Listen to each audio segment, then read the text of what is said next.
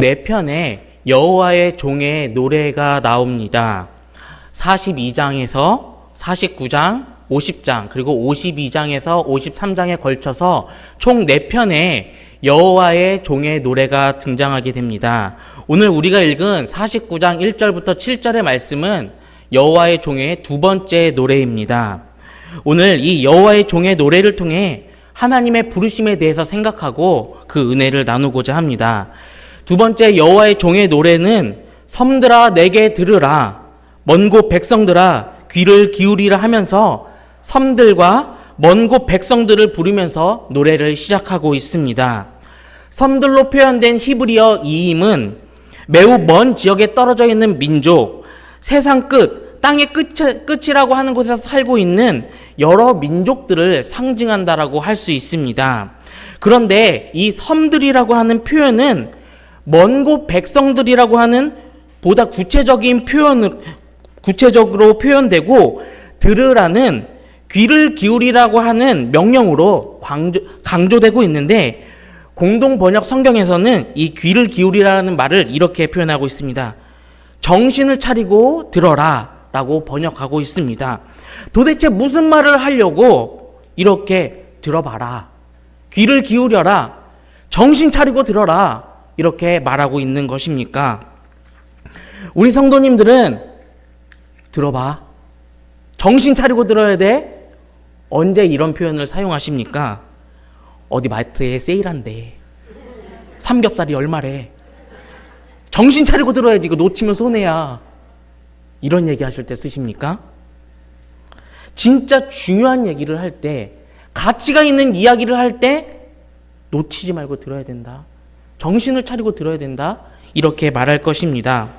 여호와의 종의 노래를 부르는 여호와의 종은 들어보라고 하면서 하는 말이 무엇인가 하면, 여호와께서 태에서부터 나를 부르셨고, 하나님께서 내가 뱃속에 있을 때부터 나를 부르셨다. 여호와의 종이 자신의 소명, 하나님이 나를 어떻게 부르셨는지에 대해서 날 좀 봐봐, 내 얘기를 들어봐, 자신의 부르심에 대해서 이야기를 하고 있는 것입니다. 계속해서 말합니다. 내 어머니의 복 중에서부터 내 이름을 기억하셨다라고 말하고 있습니다. 사도 바울도 갈라디아서 1장 15절에서 내 어머니의 태로부터 나를 택정하시고 그의 은혜로 나를 부르시니가 라고 비슷한 고백을 하였습니다. 태에서부터 부르시고 태에서부터 택정하셨다라고 합니다. 본문의 여호와의 종은 그냥 어쩌다가 우연히 부른 게 아닙니다. 그냥 자기가 내가 되고 싶어서 내가 여호와의 종이 될 거야 하고서 그렇게 여호와의 종이 된 것이 아닙니다. 하나님께서 부르시고 하나님께서 택하신 것입니다.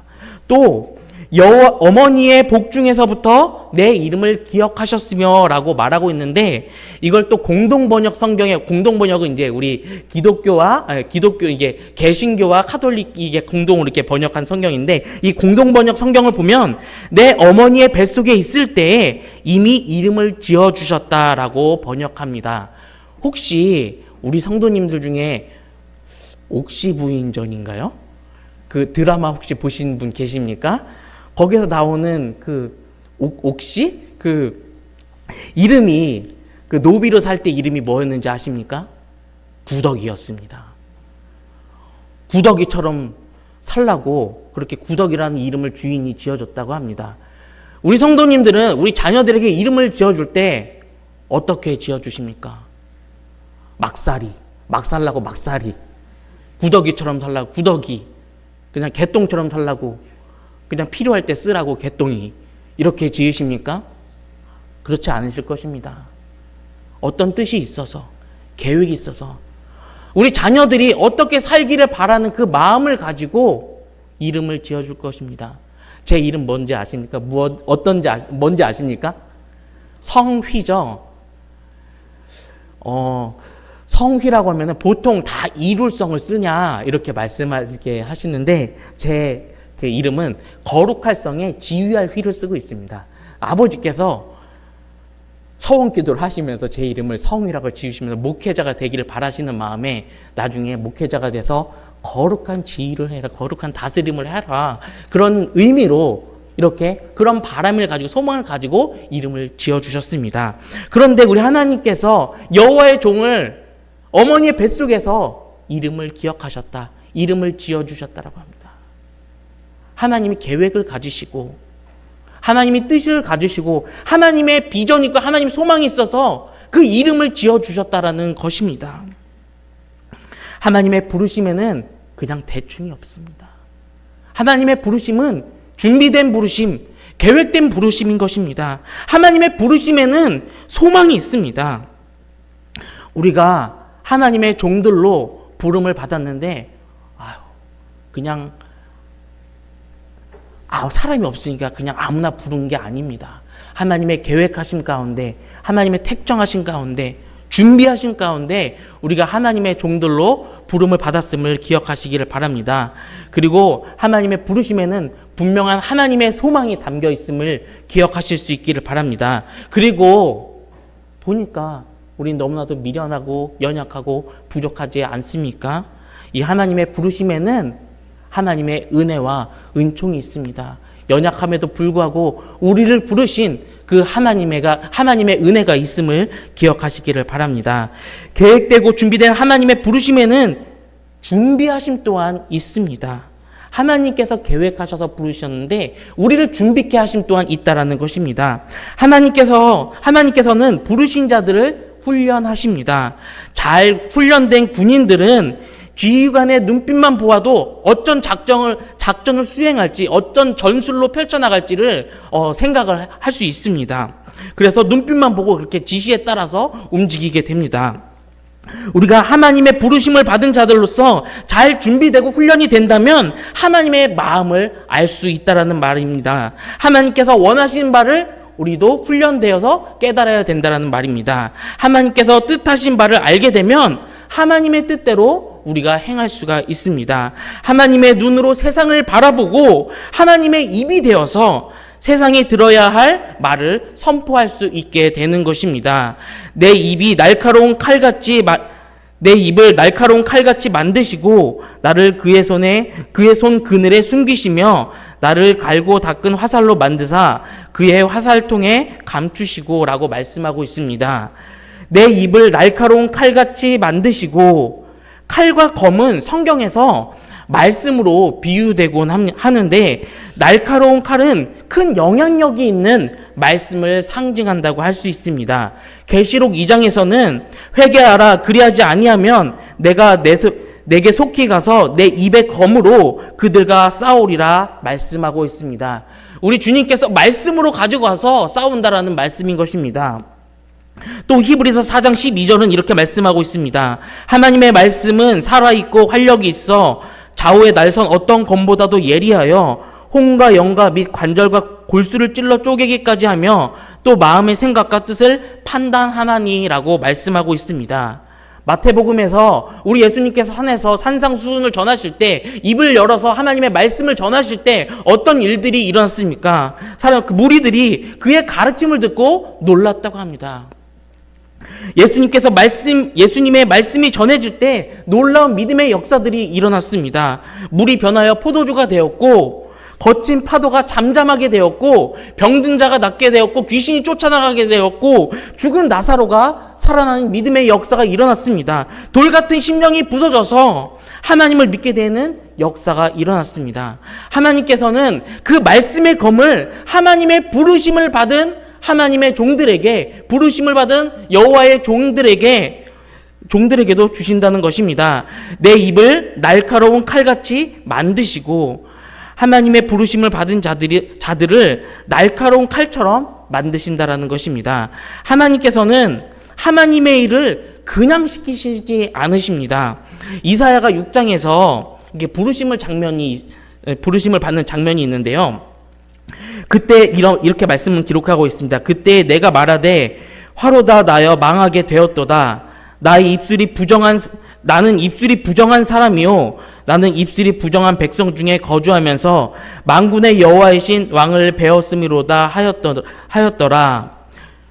이사야가 부르심을 받을 때 하나님 보니까 너무 놀라서 나는 큰일 났다. 죽게 되었다. 나는 입술이 부정한 사람인데, 입술이 부정한 백성 중에 거하는 사람인데 큰일 났다. 내가 여호와의 영광을 보았는데 어떻게 하나? 이렇게 하였더니 그때 스랍 중에 하나가 부젓가락으로 제단에서 집은 바 핀 숯을 손에 가지고 내게로 날아와서 그것을 내 입술에 대며 이르되 보라 이것이 내 입에 닿았으니 내 악이 제하여졌고 내 죄가 사하여졌느니라 하였더라 라고 말씀하고 있습니다. 그렇게 하나님께서는 입술이 부정하다고 하는 자를 거룩하게 입술을 정케 하셔서 사용하신다라는 말입니다. 그런데 이제는 아예 그 입을 날카로운 칼로 만드신다라고 말씀하십니다. 날카로운 칼이 되려면 어떻게 합니까? 좋은 칼, 좋은 검을 만들기 위해서는 불에 수도 없이 들어가야 합니다. 불에 들어갔다가 모루 위에서 망치로 수도 없이 또한 두들겨 맞아야 하고 물에 들어가야 하고 그렇게 풀무지를 계속 당해야 하는 것입니다. 이사야 48장 10절은 이렇게 말씀하고 있습니다. 보라 내가 너를 연단하였으나 은처럼 하지 아니하고 너를 고난의 풀무불에서 택하였노라 라고 말씀하고 있습니다. 하나님께서는 하나님의 종들을 고난의 풀무불에서 단련하신다라는 말입니다. 우리가 고난의 길을 걷고 있다라고 생각할 때 광야와 같은 상황을 마주했다고 생각할 때 하나님께서 우리를 하나님의 부르심에 합당한 자로 쓰시기 위해 우리를 단련하시고 있구나. 고난의 풀물 가운데서 우리를 연단하고 계시는구나. 우리를 날카로운 칼로 만들고 계시는구나. 그렇게 하나님께서 우리를 훈련하시고 단련하시는 과정임을 기억하실 수 있기를 바랍니다. 또 나를 갈고 닦은 화살로 만드사 그의 화살통에 감추시고라고 말씀하고 있습니다. 정성스럽게 마름질하여 날카로운 화살촉을 만드신다라는 것입니다.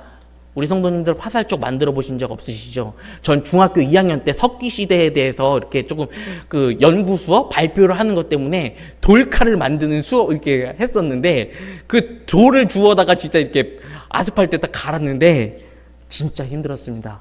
근데 이 돌을 갈려나갈 때 그 돌이 생명이 있다라면 이게 갈려나갈 때 어떻겠습니까? 아프지 않겠습니까? 날카롭게 갈려지기 위해 날카로운 돌이 그 화살촉이 되려면은 닳아 없어지는 부분이 있어야 하는 것입니다. 모난 돌이 정 맞는다고 하지 않습니까?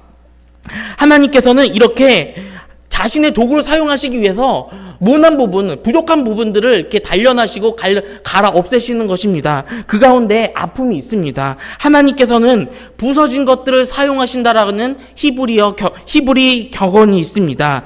단단한 곡식이 부서져야 빵이 될 수 있습니다. 포도주도 향수도 잘게 부서짐을 통해서 만들어집니다.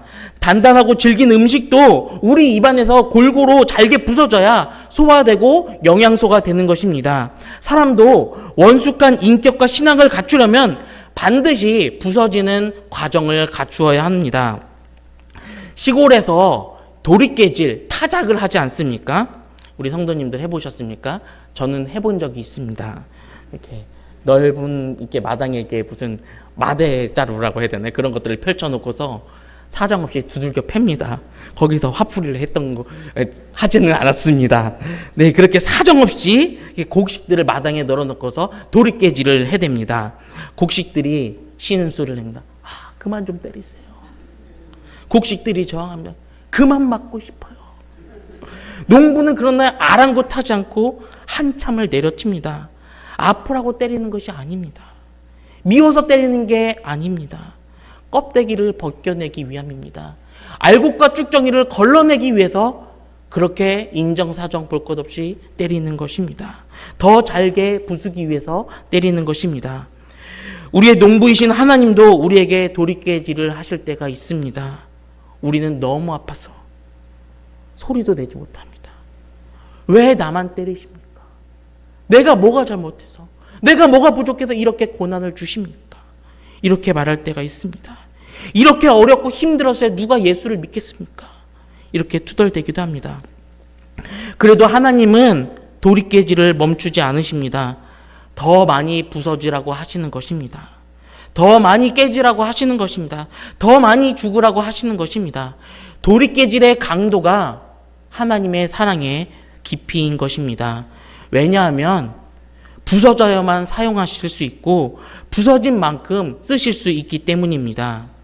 주님 오실 날에 알곡이 되게 하시려고 하나님의 때에 귀하게 쓰시려고 우리의 신음소리를 외면하신 채 우리를 두드리고 내려치시고 밟으시고 깨뜨리시고 상하게 하시고 거절당하게 하시고 수치를 당하게 하시고 실패하게 하십니다.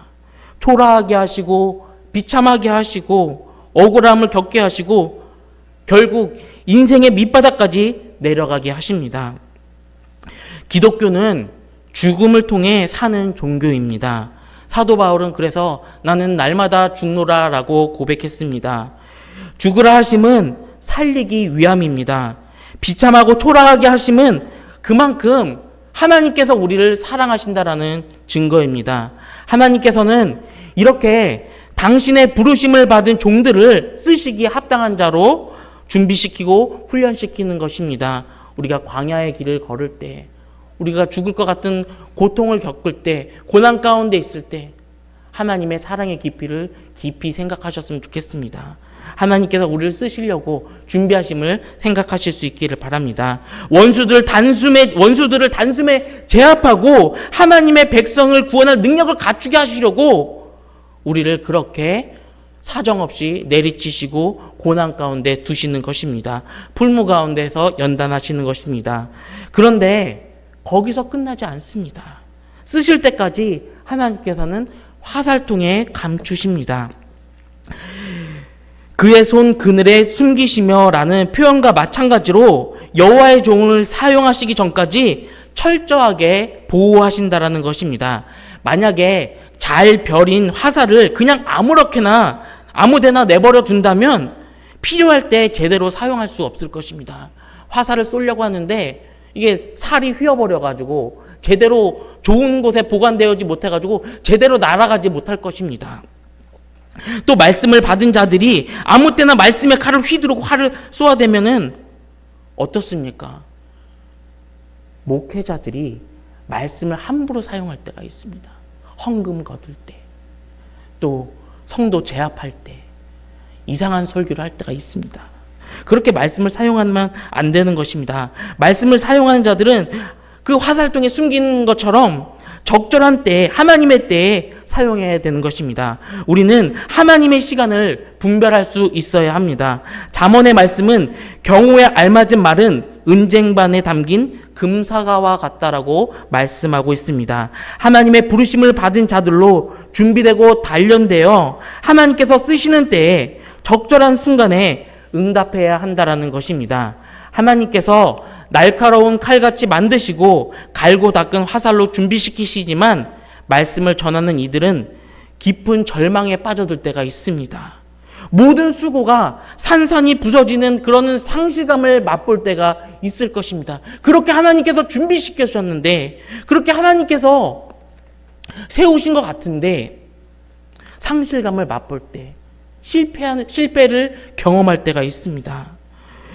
주님은 너는 내 종이다, 내가 내 영광을 나타낼 것이다 라고 말씀하셨지만, 영광 대신 그러나 나의 생각에는 내가 한 것이 모두 헛수고 같았고 쓸모없이 허무한 일에 내 힘을 허비하는 것 같았다라고 느끼는 그런 탄식이 터져나올 때가 있습니다. 우리가 전한 것을 누가 믿었느냐? 여호와의 팔이 누구에게 나타났느냐와 같이 허무하게 힘을 허비한 것 같이 느낄 때가 있습니다. 그런데 중요한 것은 얼마나 성실하게 하나님의 부르심에 응답하고 충성하였느냐라는 것입니다. 얼마나 많은 결과를 나타냈느냐가 아니라 하나님께서 부르셨을 때 어떻게 충성되이 응답했느냐라는 것입니다. 마태복음 25장에 달란트 비유가 나오는데 2달란트 받은 종과 5달란트 받은 종이 주인에게 칭찬을 받지 않습니까? 그런데 뭐라고 주인이 칭찬을 합니까? 많이 남겼으니까 잘했다 이렇게 칭찬합니까? 잘하였도다 착하고 충성된 종아, 내가 적은 일에 충성하였음에 내가 많은 것을 내게 맡기리니 내 주인의 즐거움에 참여할지어다 라고 칭찬을 합니다. 달란트가 크지만 주인은 표현할 때 작은 것에 충성하였다, 잘했다, 그걸 가지고 작은 것에 충성했으니까 더 큰 일을 맡기겠다라고 그렇게 칭찬을 합니다. 바울은 맡은 자에게 구할 것은 충성이라고 분명히 전합니다. 낙심하고 탄식할 필요가 없습니다. 우리가 실패를 경험했다, 결과가 많이 있지 않다, 열매가 많이 없다고 해서 실망할 것 없습니다. 우리가 할 것은 충성이면 되는 것입니다. 주님께서 내가 누구를 보내며 누가 우리를 위해 갈고 하실 때 듣든지 아니 듣든지 주님의 부르심에 응답하여 충성되이 행하면 되는 것입니다. 이에 여호와의 종은 깊은 한탄을 할 만큼 큰 시련을 겪었지만 이렇게 말합니다. 마음이 변했습니다. 참으로 하나님이 판단하신다. 하나님께서 갚아주신다. 하나님께서 보응하신다라고 말하고 있습니다. 우리가 하나님의 부르심을 따라서 모든 수고와 노력은 결코 헛되거나 무익하지 않다라는 것입니다. 성경은 눈물을 흘리며 씨를 뿌리는 자는 기쁨으로 거두리로다라고 분명히 말씀하고 있습니다. 우리가 눈물을 흘리며 씨를 뿌린다면 분명히 우리 하나님께서 우리의 수고를 기억하시고 거두게 하실 것입니다. 하나님은 당신의 종들의 수고를 그냥 헛되게 하지 않으십니다. 하나님의 종으로 하나님의 일을 하면서 최선을 다함에도 불구하고 당장 좋은 결과를 얻지 못한다 해서 실망할 것이 없습니다. 하나님께서 다 판단하시고 다 갚아주실 것입니다. 비록 당장에는 지금 열매가 없지만 하나님께서 갚아주심을 믿고 우리에게 맡겨주신 일에 충성하실 수 있기를 간절히 바랍니다. 5절은 하나님의 위로를 받은 여호와의 종이 다시 하나님의 부르심을 상기하고 말합니다.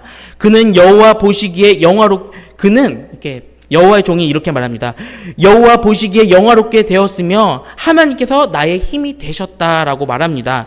그러면서 하나님께서 명하신 구체적인 사명, 하나님의 부르심의 목적에 대해서 말하고 있습니다. 하나님께서 하나님의 계획을 가지시고 하나님의 종을 부르셨습니다. 그리고 하나님께서 하나님의 그 부르심 가운데는 준비하게 하신 훈련하심이 있습니다. 그리고 하나님의 그 부르심 가운데는 그 위로하심과 하나님의 그 도우심과 갚아주심이 있는데 왜 그렇게 하시는 것입니까? 근데 그거 무엇보다도 가장 중요한 것은 하나님의 부르심에는 분명한 목적이 있다는 것입니다. 하나님의 부르심, 하나님의 목적이, 하나님의 그 부르심을 받은 그 여호와의 종들의 사명이 무엇입니까?